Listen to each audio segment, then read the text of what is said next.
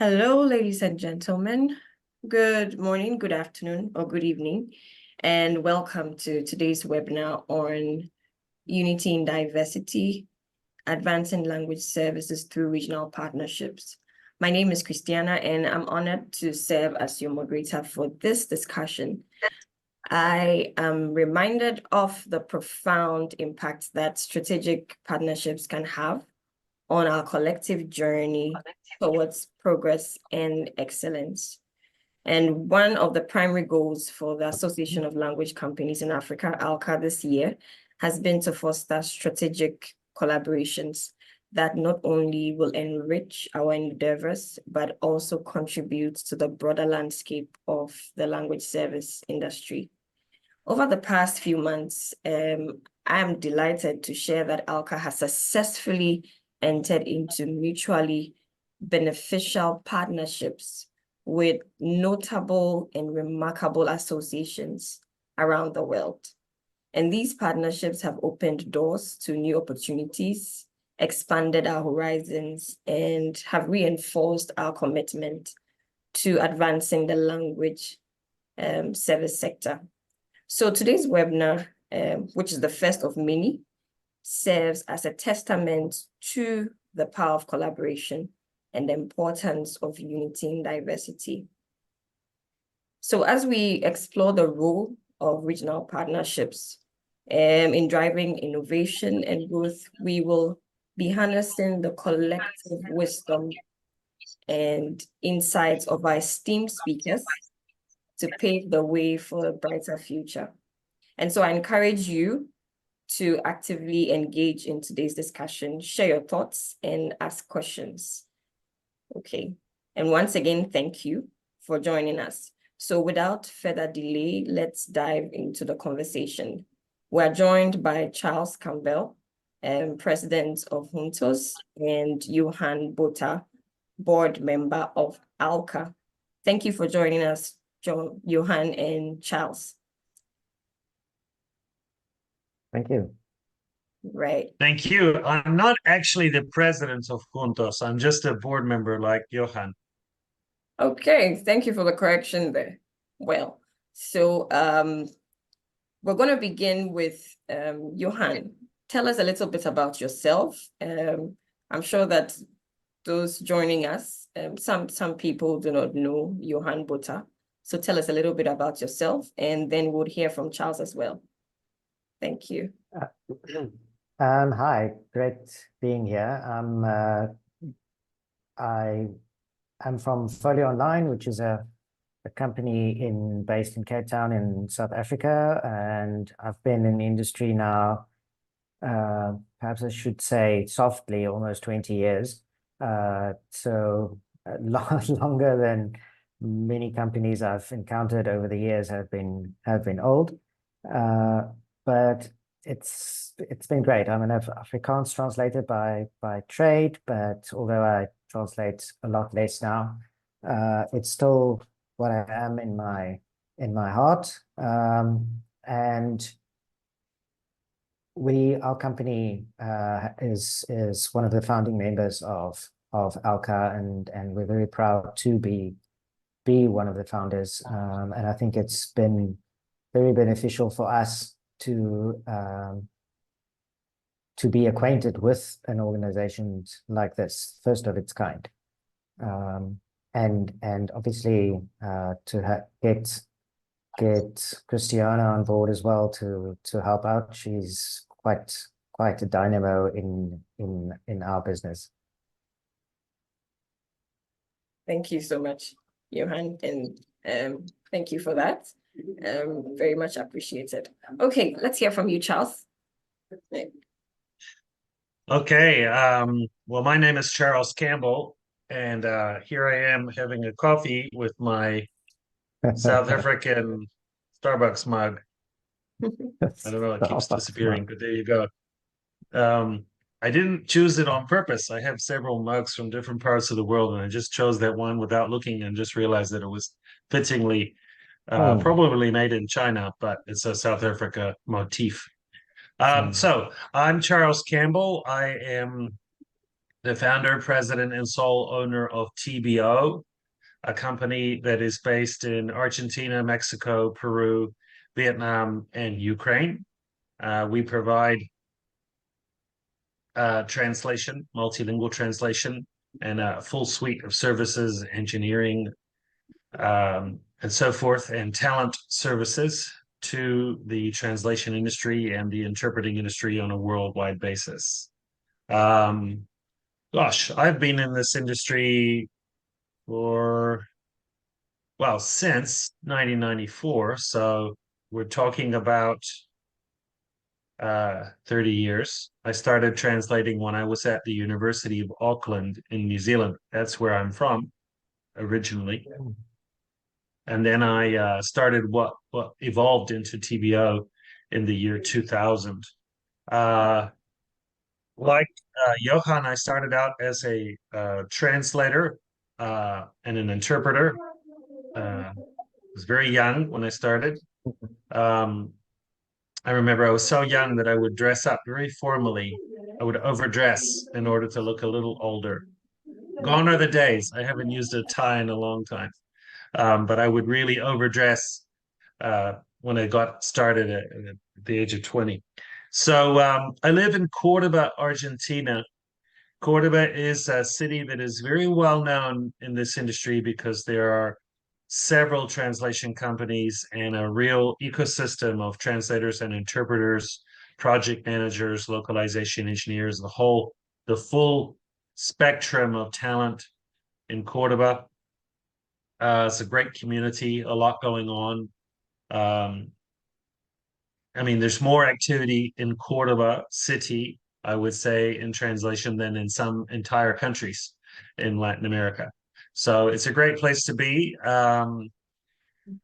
I have only been to Africa once. I went to the East Africa Translators and Interpreters Association conference in Arusha. I think it was just before the pandemic, like 2 weeks before the pandemic.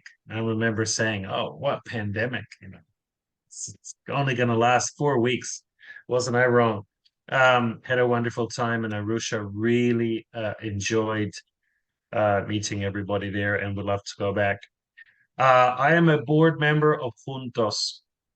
Right. JUNTOS is the association that represents translation, interpreting, and localization companies, also language instruction companies in Latin America and the Caribbean. It is an organization that has been around for approximately 3 years. We tried to get started just before the pandemic and then kind of had a hiccup for 18 months because of the pandemic.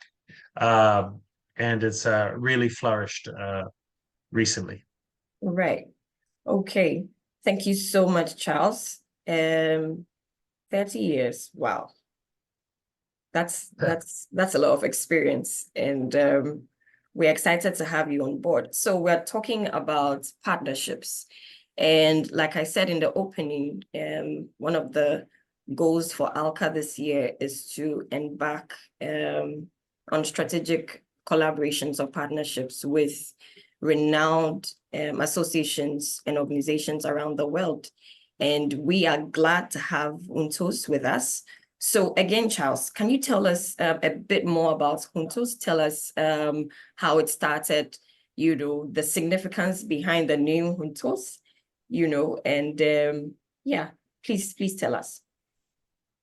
Sure. So there are many parallels between the reality of ALCA and the reality of JUNTOS. So it's a big region, lots of translators, but no international voice. So all this translation activity that is happening in Africa and interpreting activity didn't start yesterday. It started years and years and years ago, and you have an amazing diversity of languages. It's different in Latin America, where mostly Spanish and Portuguese and a little bit of Creole languages, and also certain indigenous languages in different countries. But the industry itself is very dominated by Spanish and Portuguese. But you have an amazing diversity of languages in Africa. I think it was 800 was the number I got in Arusha, but maybe I'm falling short. So there are many parallels, but also many differences. So two main languages in Latin America, 800 or whatever in Africa. So the name juntos means together, and it means together both in Spanish and in Portuguese. Okay. It's a really good name because it's spelled the same way and it means the same thing in both languages. So we don't have to have a translation like the Canadian Association has the name in English and the name in French, or it's probably the name in French and then the name in English. So juntos means together. In Spanish, it's juntos, and in Portuguese, it's juntos. But it's the same thing, together. So that, in a nutshell, explains, I think, the concept behind the organization, which is together we're stronger. Together we're going to learn more. Together we're going to create more jobs. Together we're going to create more opportunities. That's what it's about. Right. We didn't always have that name. We had a name that was very difficult to pronounce. It was the ASLALC. So in the United States, ASL is American Sign Language, and ALC is the Association of Language Companies. So it was very confusing, and we could never remember whether we were ASL ALC or ALC ASL. It was the Association of Language Companies of Latin America and the Caribbean, and it was just impossible. It was too long. So we met in Lima, Peru. This image behind me is an image of Machu Picchu, the ruins in the mountains in Peru. We met in Lima, Peru, the capital city, and we had some amazing lunches and we ate a lot. And we drank a few glasses of wine and we did a brainstorming activity for about 3 hours. And finally, we came up with Juntos. But for the first 2 years, we were ALC, ALS. Now, how do we get started? Basically, I sent about 100 emails to translation and interpreting and language instruction companies in Latin America and the Caribbean. Lots of the emails bounced back. Lots of people freaked out and said, why is this competitor of mine writing to me? And a lot of people answered and expressed interest and then never actually did anything. And then a lot of people expressed interest and got heavily involved. So it was great. I also picked up the telephone and called about 60 people. And that was even worse. People really freaked out when I called. I'm not originally from Latin America, I'm from New Zealand. I think that helped because it was if I was some kind of, I'm not going to say neutral foreigner, but it didn't mean that I was overly identified as being Argentinian or Brazilian or Colombian. Even though when I speak Spanish, I do have an Argentinian accent. So I called everybody and said, let's do this. Let's get together. Let's have a voice. Let's create an association. Europe has had an association forever. The Association of Translation Companies of the United Kingdom was created in 1980. I don't like using terms like we are behind them or we need to catch up, but it certainly meant that regardless of, who was ahead or who was behind, it's not a race. We did not have an organization representing the interests of translation companies, interpreting companies, localization companies, language instruction companies in our region. And no representation means no voice, and no voice means silence. And it's like you don't exist. So if you don't have a voice, then, that's precisely what you don't have. You don't have a message. You don't have your place at the table. And you don't have your place at the table, not because it wasn't given to you, but because you didn't take it. So I felt that it was extremely important for Latin America and the Caribbean to have a voice because there's a lot of translation and interpreting activity taking place in Latin America and the Caribbean. And you have all these associations in the United States, in Canada, in every single country in Europe. Okay, Europe is very good at associations. The European Union is an association. They're really good at it. And they have the European Language Industry Association, and they have the European Association of Translation Companies, and there's lots of associations. And we had none. on a local level, Argentina had the Argentinian Association of Linguistic Services, AASL, lots of AA in this industry. ALCA, ALC, AASL. Yesterday was on a webinar with the Australian Association, which is AALC. Yeah, getting confusing. That's why Juntos is such a good name, you know?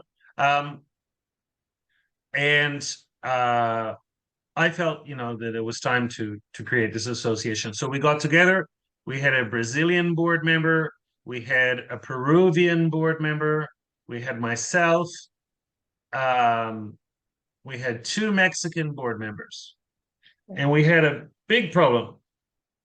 They're all men. And I felt that was totally unacceptable. Because in the translation and interpreting industry in Latin America, 70% of the people working in the industry are women. So I was at the Association of Language Companies conference in the United States in Las Vegas, and I said, because they did a panel about associations, and I'm sure that they would be interested in inviting ALCA to that panel. They had presidents or board members from different associations there. And they asked us about the challenges we were facing and what our plans were and so forth.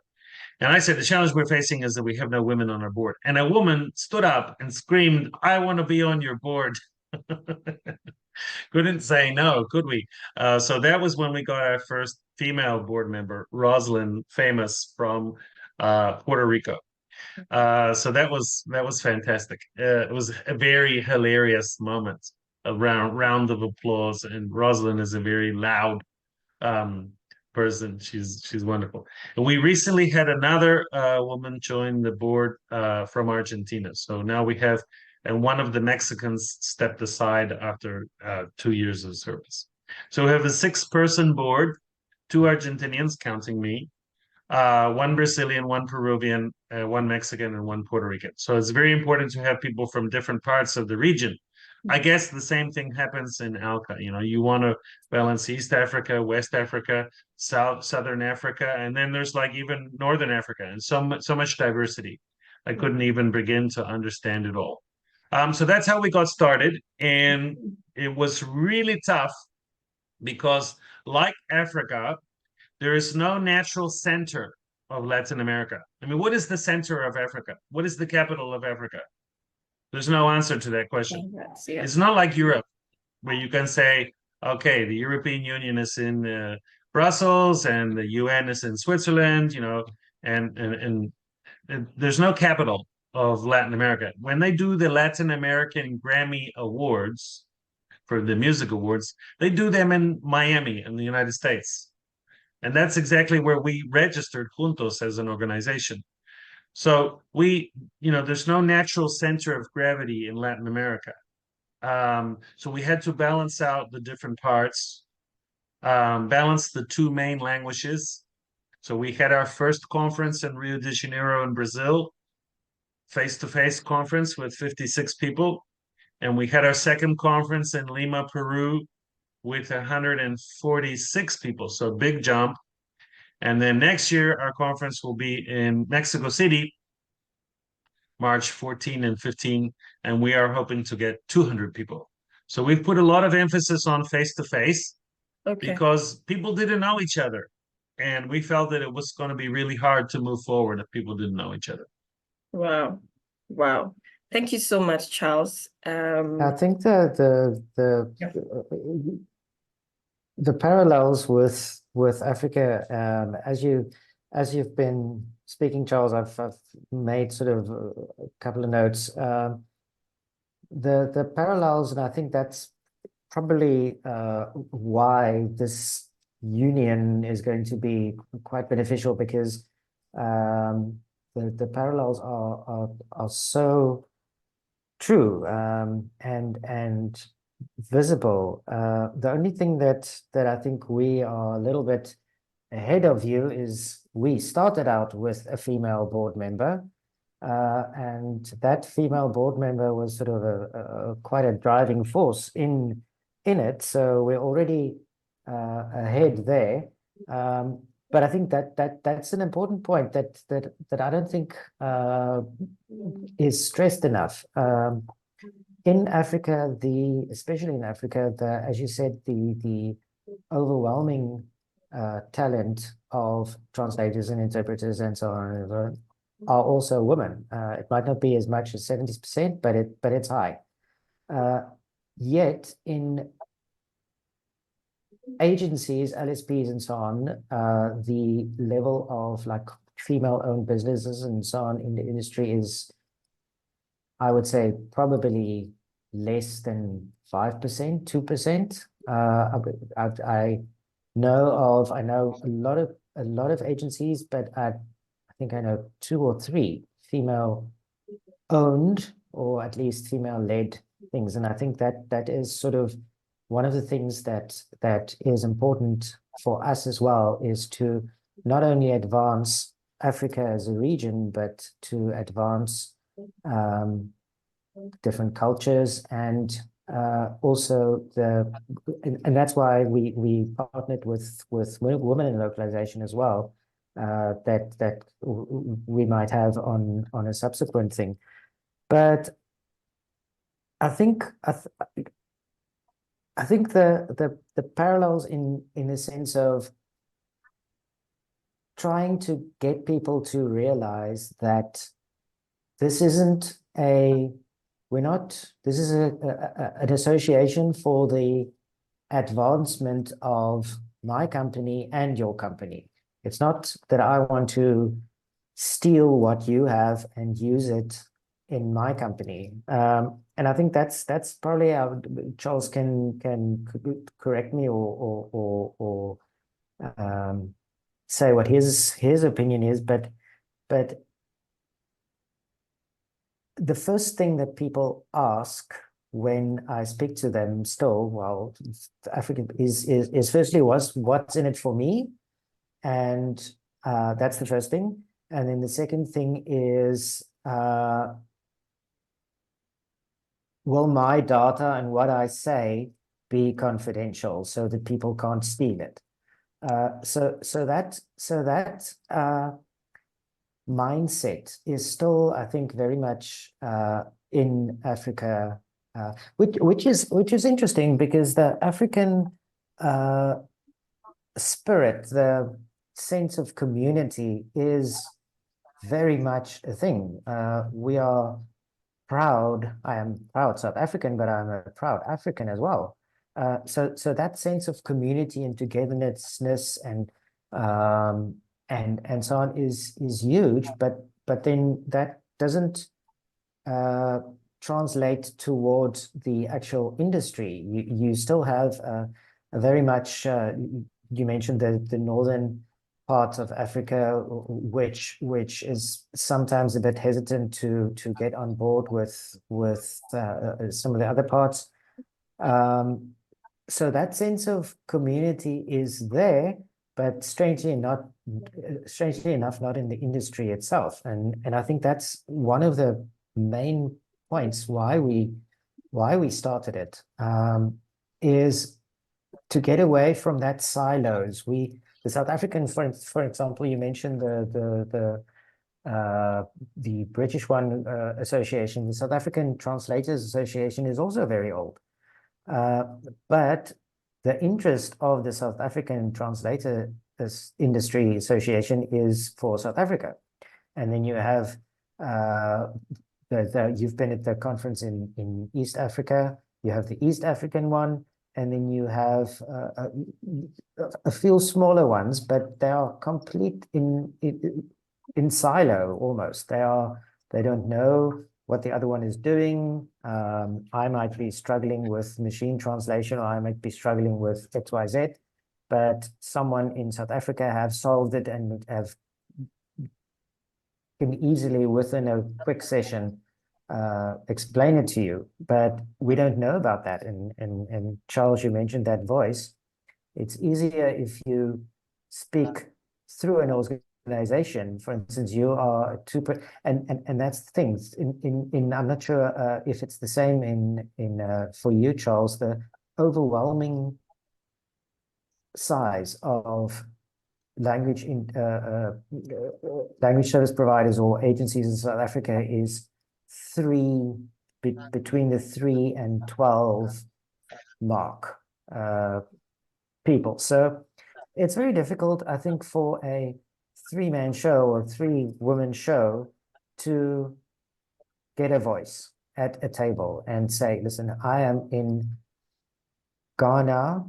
I want to learn. I've seen online what is happening in South Africa, and I want to be interested, but I don't know who to contact. I don't know where to learn. I don't know what to do. And I think that's why associations for me is one of the key things.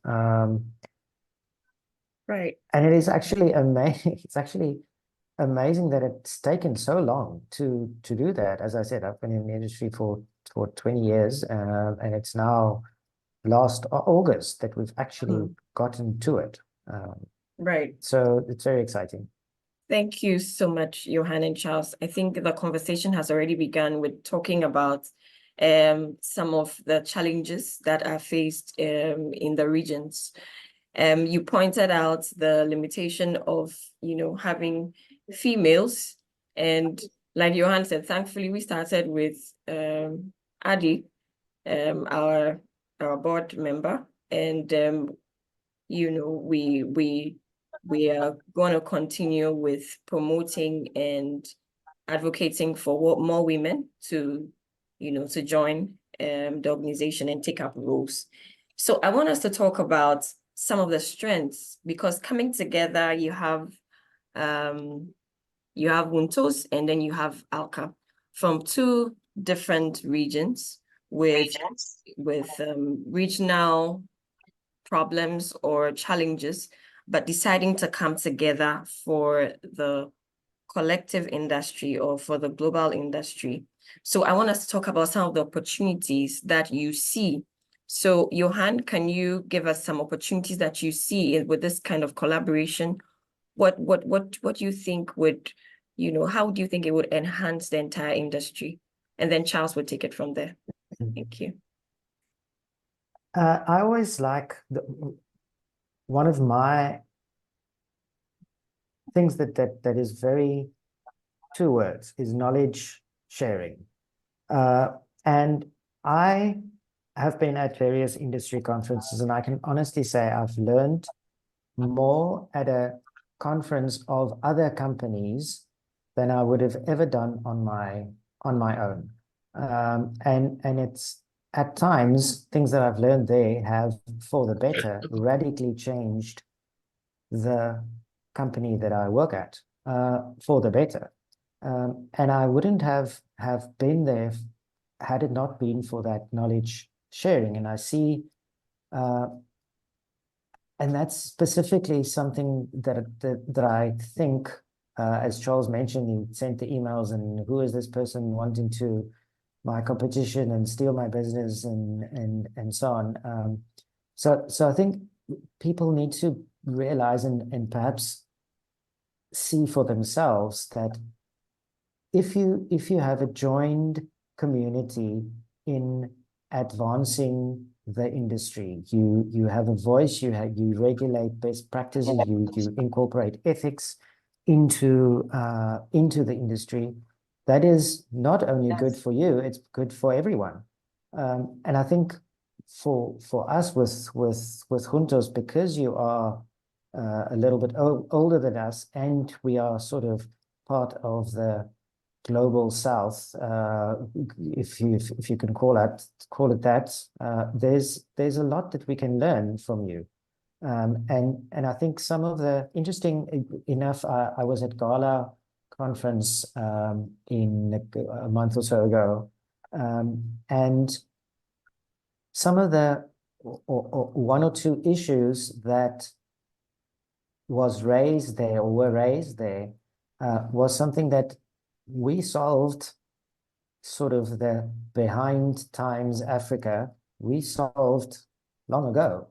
It's something that we dealt with, we sorted out with, but we didn't have that voice. We couldn't share that knowledge with other people and internationally. So for me, knowledge sharing is the number one key to succeed and build partnerships. Right. Okay. Thank you. Charles, what do you think the opportunities are for ALCA and JUNTOS? Well, first of all, the mission of JUNTOS is to raise the bar of standards in the industry in Latin America and the Caribbean by facilitating, first of all, face-to-face events that will enable networking, learning, mentoring, coaching, benchmarking, all the ings, so to speak. And also to foster the creation of local national associations, because we only have 3 national associations in Latin America. It's not like Europe, where even the smallest countries in Europe have their own national association. So the objective of JUNTOS is very clear. And the opportunities, as far as I'm concerned, the sky is the limit. There's no ceiling in terms of how far we can go with mentoring, benchmarking, learning, and coaching, and so forth. It creates an immense amount of value, as Johan said. You're not the only one who has the problems that you have, and the solutions that you are working on may have already been worked out by somebody else. And that spirit of cooperation involves sharing knowledge, but you don't have to share your secret sauce. You don't have to share your client list. You don't have to talk about numbers and money and prices and costs. I don't think that's really the focus. So really, for me, the sky is the limit. There are people who don't like socializing, who are, introverts or very jealous of their numbers, or maybe they feel that they were ripped off by another translation company or interpreting company. That happens especially when they had a staff member leave and take a whole bunch of clients and create their own company. And if that offshoot is in the association, that person might say, hey, I don't want to be part of your association because you have that person. And until you remove that person from your association, I won't be part. And really, it's not the association's role to be dealing with that kind of stuff. Really, I think that people just need to get over it and move on. And we had a couple of cases of people saying, I won't join the association unless you remove that person. And of course, we would not get involved with that petty rivalry and conflict. I mean, we're working for a global market. So Sharon is not necessarily competing against Chantal for business. I mean, the world is such a big market that, you might, strangely enough, encounter one of your association co-members also bidding on the same contract as you, or also calling the same translators as you are. But most of the time, the world is so big, the ocean of opportunities is so big that we're not going to be stepping on each other's toes. And if we do, I mean, it's not the end of the world. May the best man or woman win. Whoever's got the best value proposition will win. Nobody owns the market. Nobody owns the linguists. Nobody owns the staff members. People, free will. So I do believe that there is no downside to these associations. There are many challenges. Europe, once again, is geographically a small continent. I mean, if you remove Russia from the analysis of Europe, Russia is a very big country. The rest of Europe is small. I mean, if you look at the map of Africa, the way it is represented on the global maps doesn't actually show the true size of Africa. Africa is several times larger than Europe. So getting from Accra for Christiana down to Cape Town for a meeting could be a very expensive thing. Whereas maybe getting from Paris to Brussels or Brussels to Berlin or whatever is a relatively affordable exercise for a European. So these are challenges that we have to face.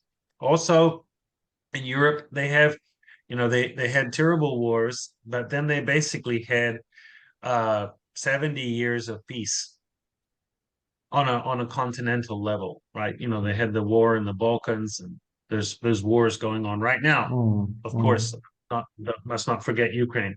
But the European Union itself has been at peace for a long time. So even though the movies tell you that French and Germans hate each other, they don't, you know. So it's easy, I think, easier for them.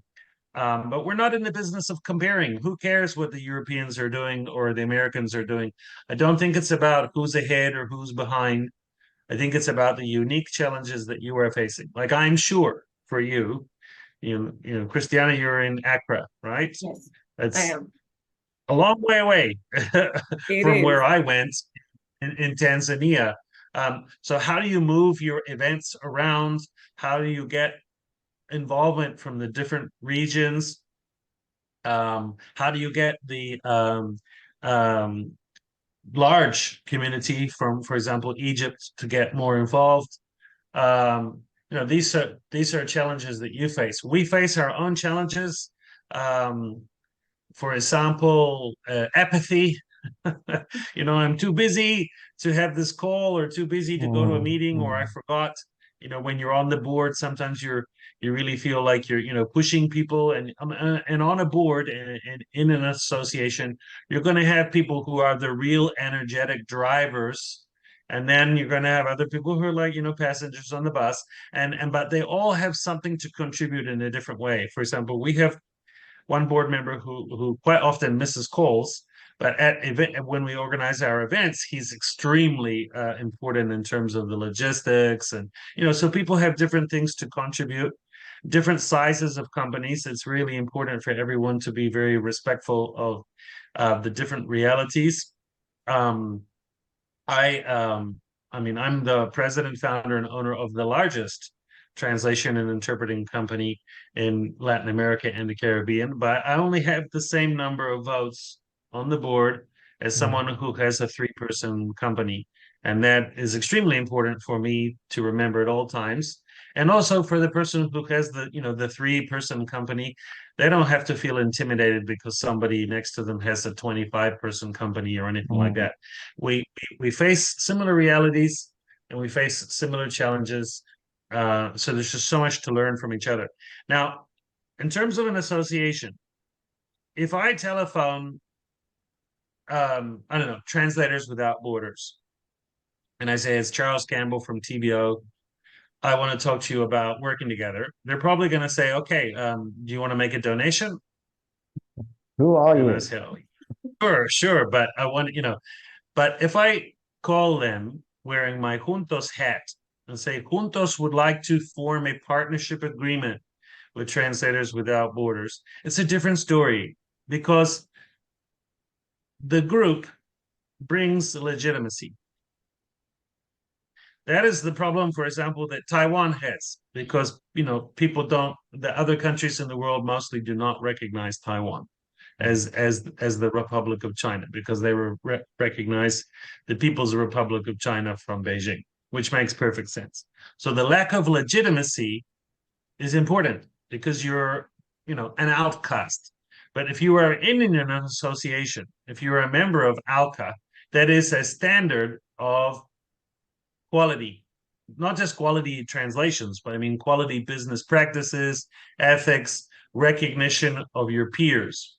Now, remember, a leader is only a leader after he or she has followers. The follower legitimates the leader. The leader on their own is just a preacher on a soapbox. But you become a leader when your followers legitimate you. So that's the same metaphor for an association. We legitimate each other. And ALCA legitimates Juntos by having a partnership agreement. And there's no reason why ALCA cannot have a partnership agreement with all of the different associations in the world. Nobody will say no, because you've already been legitimated. So, this is just, and that means that you get a seat at the table. Yes. I'm not saying, okay, there's a table where the world is run from this table, and you're going to be at the table. It's not like that. That sounds like a movie. But what I'm saying is metaphorically, you have a seat at the table. You have the power to influence and to express your opinions and so forth. I mean, is it fair that for example, MemoQ or Trados charge the same to a translator in Japan as they do to a translator in South Africa, where Japanese translators might be earning 5 times more per word than a translator in South Africa because of market realities and so forth. Is it fair that they have to pay the same amount for a license? It's a little bit like should vaccines cost the same in different parts of the world? This is just one of a million different questions that we could put to the table, but we have to be at the table. And I think Right. I Wow. think if just to catch up on Okay. that, to have the seat at the table, you did speak of advocacy. I'm reminded about a while ago when ISO standards came out or specific standards came out for the industry, and we as a company and some of our people wanted to comply with those standards, but couldn't, because one of the standards was that you had to have a university degree. That was, you couldn't comply with an ISO standard if your translators didn't have that. But we had a large contingency of translators that there are no universities. For instance, there's a war in Somalia for a while. They didn't have any universities. So that's one language. And if one language does not comply, you cannot comply. So we couldn't be ISO certified. And we as one company couldn't approach that certification board and level and say, listen, this is the problem. But as Charles said, if we now wear our JUNTOS hat or our ALCA hat, we can now say, listen, this best practice or this standard or this benchmark won't work for us for X, Y, and Z reasons, and I have my members to prove it. It's not one person trying to make up their mind and do something. It's an association representing people who actually know what is going on the ground. And as Charles said, the size, I think that's probably one of the biggest problems, is that people do not realize how big Africa is. That 800 languages that Charles mentioned, that depending on how you define a language, that can increase to 2,000 languages. We have over 50 countries. It is a huge continent. And I think that's something that many people overseas, if you can say overseas, don't realize. So I think besides advocating for that is just letting people know this is what we are, this is how we look, this is how big we are, this is how much languages we had, and educate not just people in Africa, but educate the world what we are about and where we stand and what we can bring to the table in terms of revenue and skills and knowledge and so on. So I think that getting a seat at the table is something that has been long outstanding for Africa, and it's something that we'll definitely address. Right. Okay, thank you so much. If you just joined us, we've been talking about unity in diversity, and we've had a lot of insightful discussions from Charles and Johan. I'd like you to post your questions in the chat box if you have any, or put up your hand. So we call you to ask your questions. I'm going to roll out some polls. Kindly answer the questions of the polls is in relation to what we are discussing. And we're going to be talking about the future. So whilst Charles and Johan prepare to answer the question of the immediate future of this collaboration or this partnership, the future of it for the African region and for the Caribbean and then the Latin America, we want to look at the future. We want to look at steps, practical steps, the next thing, what's going to happen next, what's in the pipeline for these associations. Please do answer these poll questions that have been launched. Okay. So if you have access to it, kindly answer the questions. Do we all have access to it, please? Right. Okay. Thank you, Sharon. Okay. Right. Chantel, thank you. So as we gear up, you can make ready your questions. Raise a hand while we, okay. All right. So While we wait, yeah. Christiana, I just Yes. checked, and Africa is 3 times the size of Europe. But that's when you take into account the very eastern part of Europe. When you Okay. think about the traditional notion of Europe, it would almost be 4 times the size of Europe. Wow. Isn't that amazing? And Africa is 50% larger than Latin America as well. So, and that's not something you pick up on when you look at a map. No, no. Okay. And I think that when it comes to the cultural aspects, we are even more diverse than we care to talk about. And I think Johan also spoke about the languages. Over 2,000 languages. Some of them are still being discovered. And there's just so much potential here in Africa that should be harnessed for the world. And that takes me to the important question of the future for both associations. The immediate future. What do you think we should do immediately? You've talked about very, important things. You've talked about the challenges, the strengths we have, and some of the opportunities that we are looking at. But what do we practically do now? Johan or Charles, please. For us, the first thing is, or that's the immediate, is you might have seen there's a call for speakers out for our first conference, and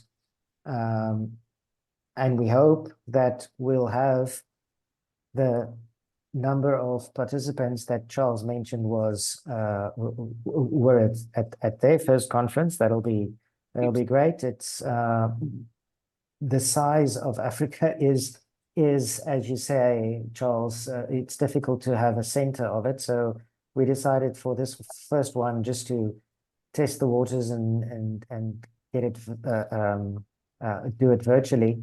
So for us, the biggest thing is to get that involvement in people, have a conference, have not quite face to face, but as close as possible to a face to face thing, hearing what are the challenges directly from the people going there, because membership is, for most organizations, is key.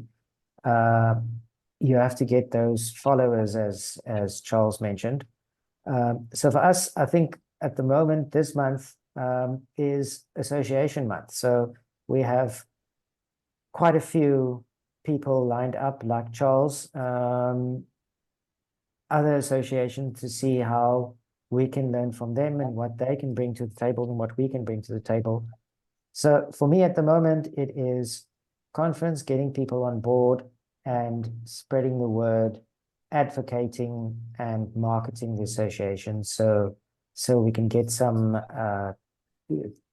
tread and movement in the association. And I think I was very interested, Charles, to see all of the LinkedIn posts for Farmers Juntos, the meeting, and it looked extremely a happy event. You mentioned food. There was lots of food in the LinkedIn pictures at at the conference, and I think that'll be something at least just for that to attend.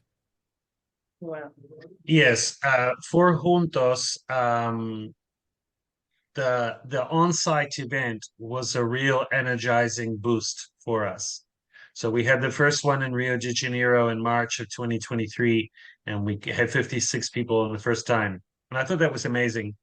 And then a huge increase to 140 something people in Lima. We also had an increase in the number of sponsors.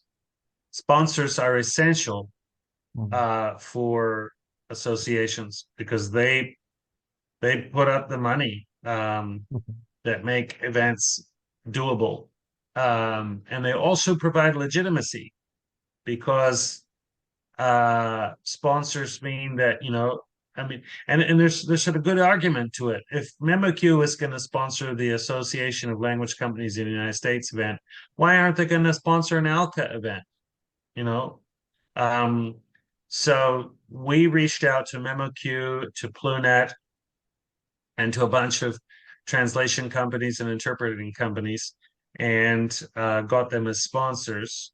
We also got Multilingual Magazine as a media sponsor, so there's no money exchanging there, but they promote you.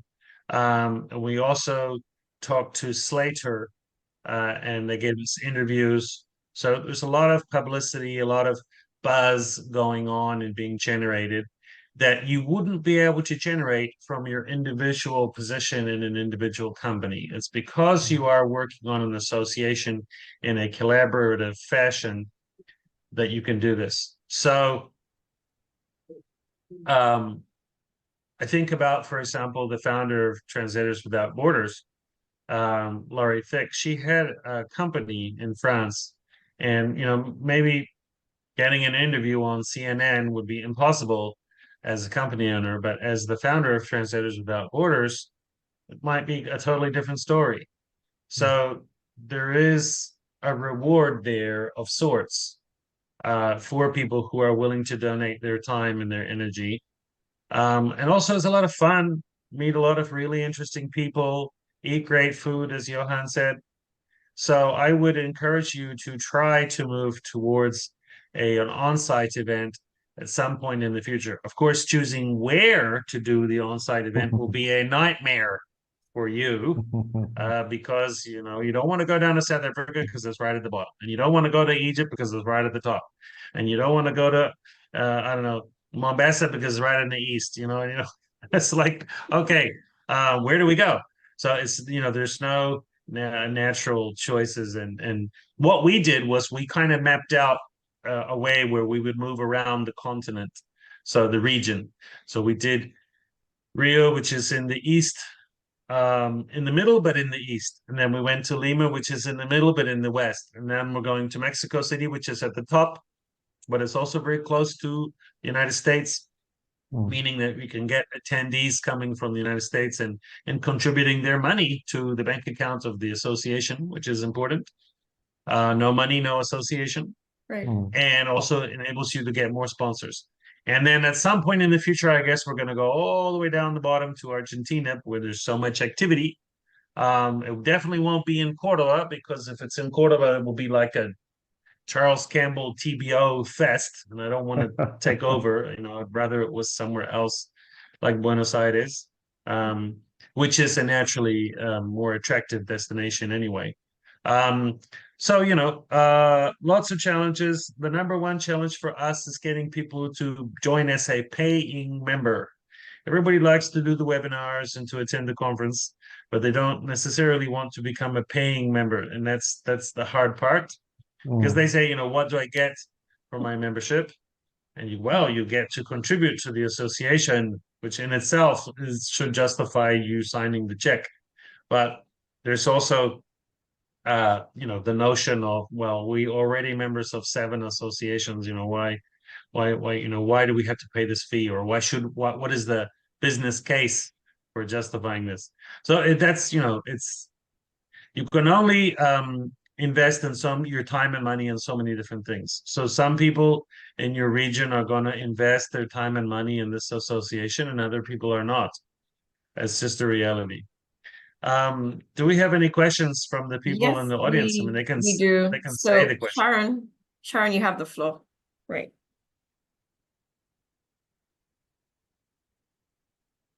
Thank you. Lovely to chat to you and Right. see you again, my fellow Africans.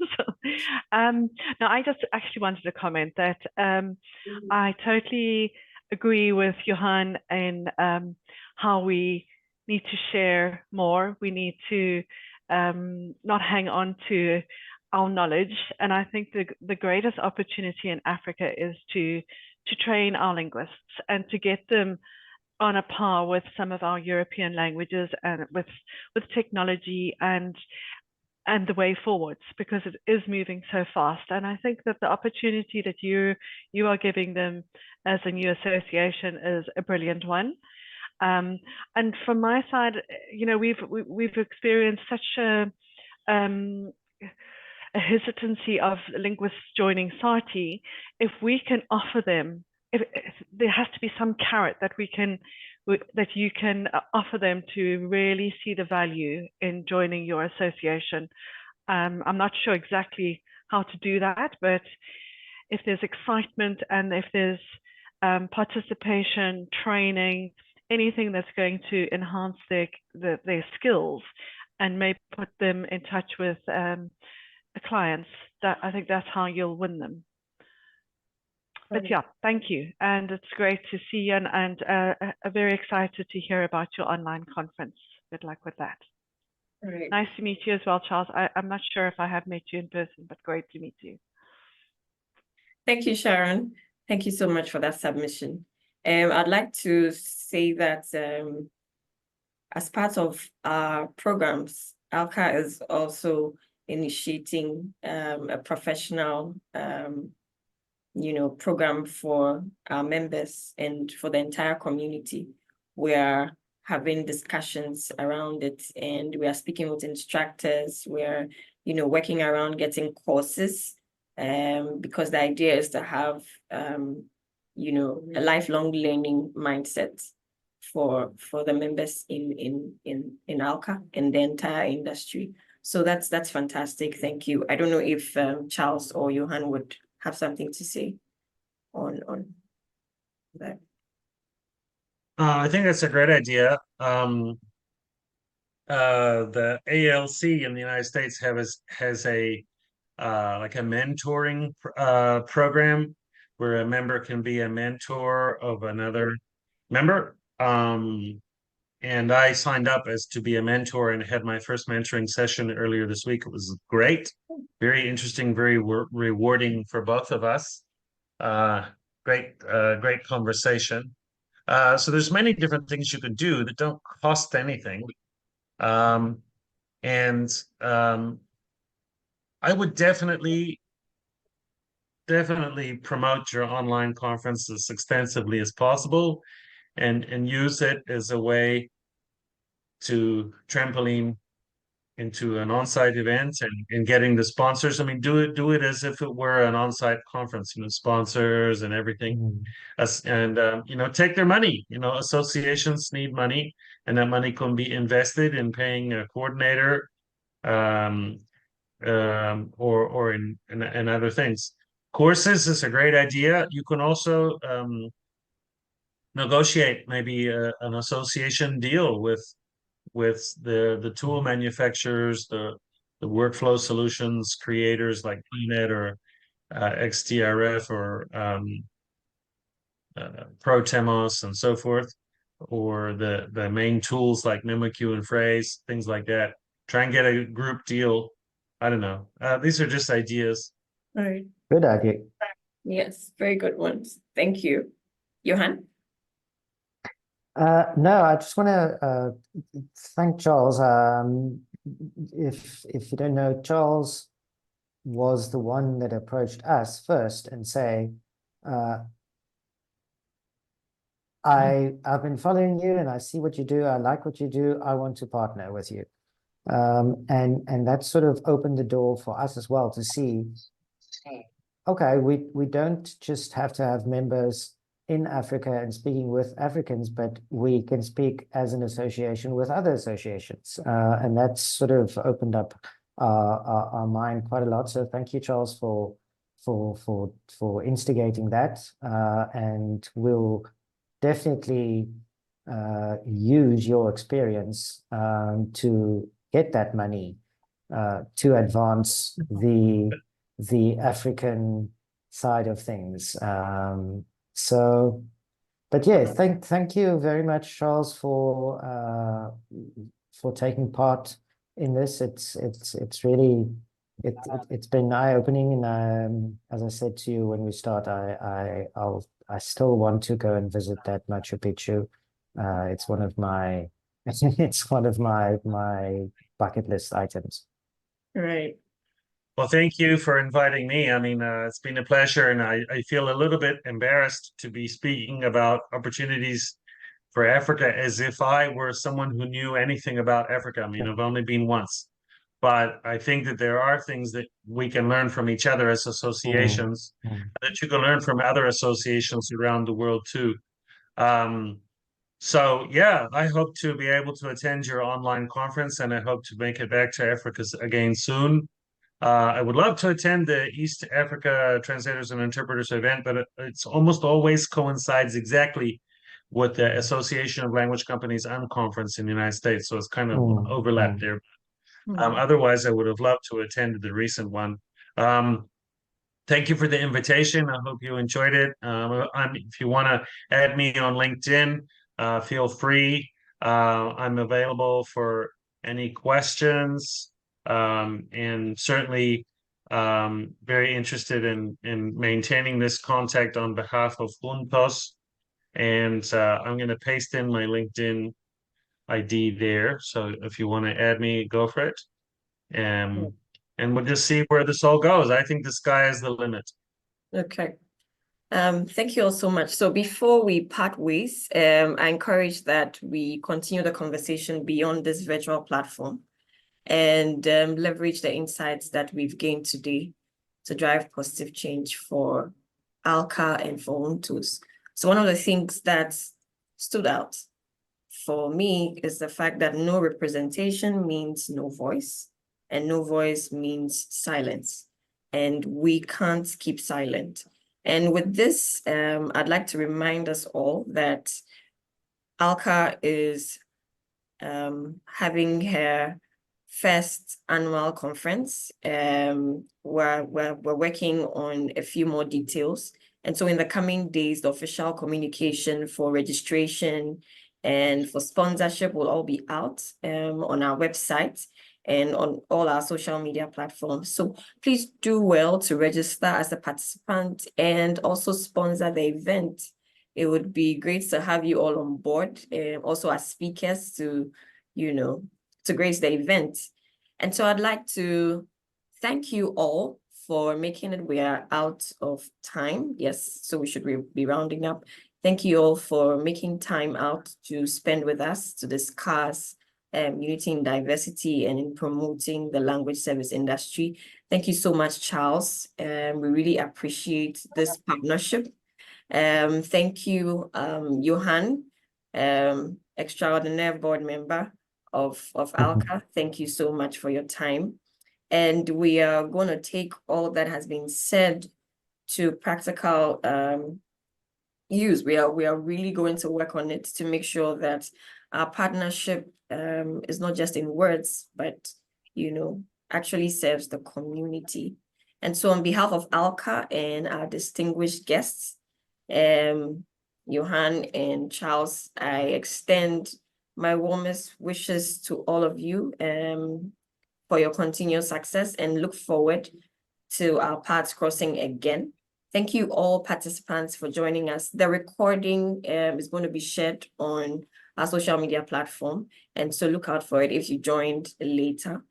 Right. So thank you all so much and have a lovely afternoon or evening. Thank you. Bye-bye. Christiana, if you do a LinkedIn post, everybody should like comment on it. And the sooner you comment on it and like it, the more I'm not gonna say viral, but I mean the more the Reaction. algorithm will Yeah. feed it and encourage interaction. So if you do a post, make sure that everybody on this call is tagged and chimes in and has something to say. Okay, sure. Thank you, Charles.